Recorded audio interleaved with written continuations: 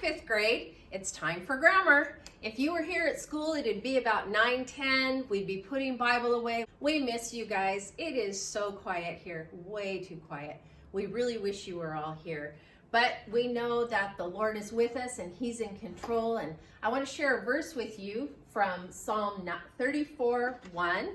It says, I will bless the Lord at all times. His praise shall continually be in my mouth.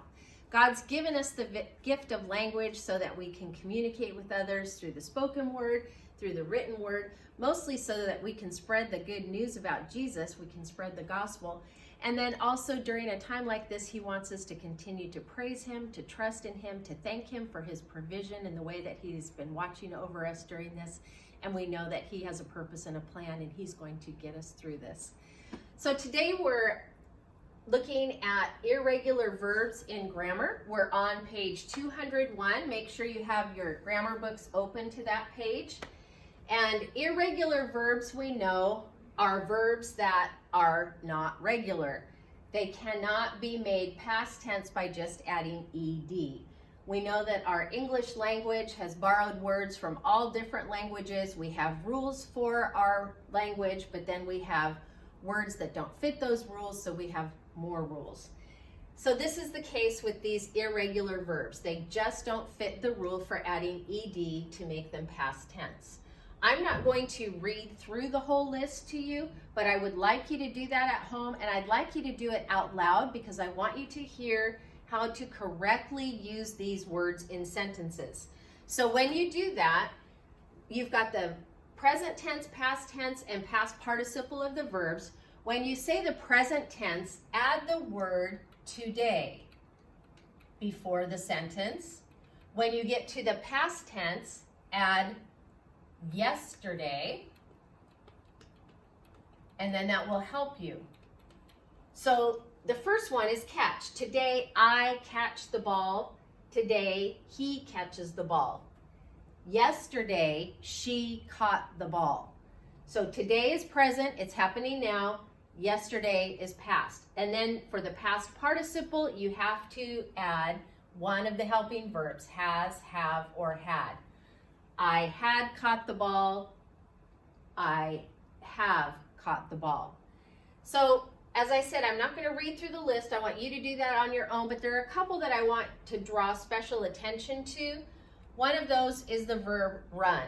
So the present tense of the form of the verb is today I run laps at recess. Today she runs laps at recess. Yesterday he ran laps at recess. So when you get to the past participle, has, have, or had, I have run several laps this week. I had run all of the laps before Wednesday, something like that. Another one that we see misused a lot is the verb see. So the present tense, I see my friend out the window. She sees her friend out the window. Today I see, today she sees. Yesterday, I saw my friend out the window. And then when you get to seen, the past participle, you have to use has, have, or had. I had seen my friend out the window. So a lot of times we do hear people use the word seen without a past participle. I seen it. No, big mistake. We don't want to say that. We don't want to have that in our writing.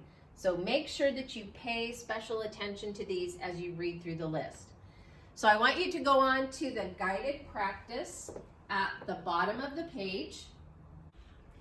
All right, let's take a look at the guided practice at the bottom of the page. They want us to complete each sentence using the correct past tense form or the past participle of the verb. So number 1, Francis Cabot Lowell find a place for his new mill. Okay, so find a place, not happening now. We don't want that form of the verb.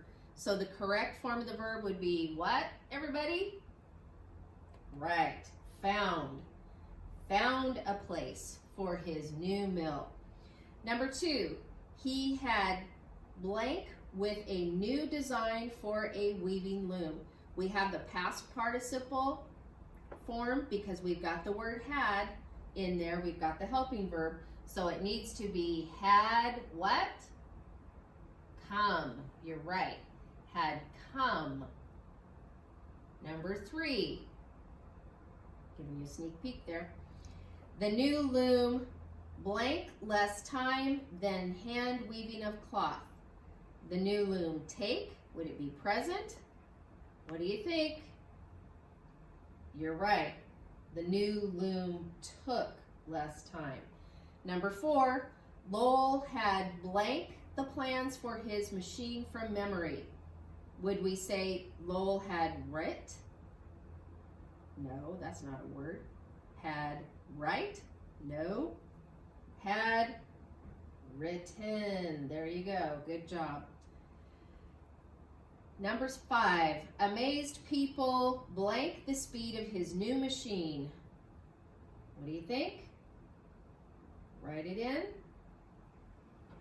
Okay, saw or had seen. Good. Number 6, Lowell blank, he could change the way factories operated.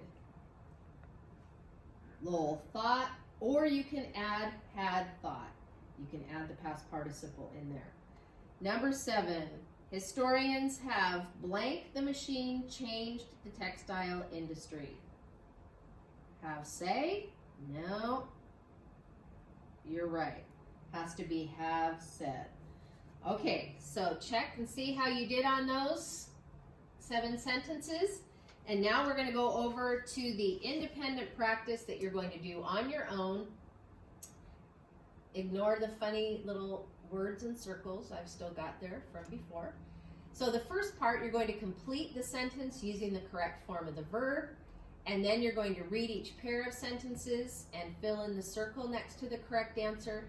And then underline twice the correct verb in the sentence. And then apply and write. You're going to write one sentence with each of the following words.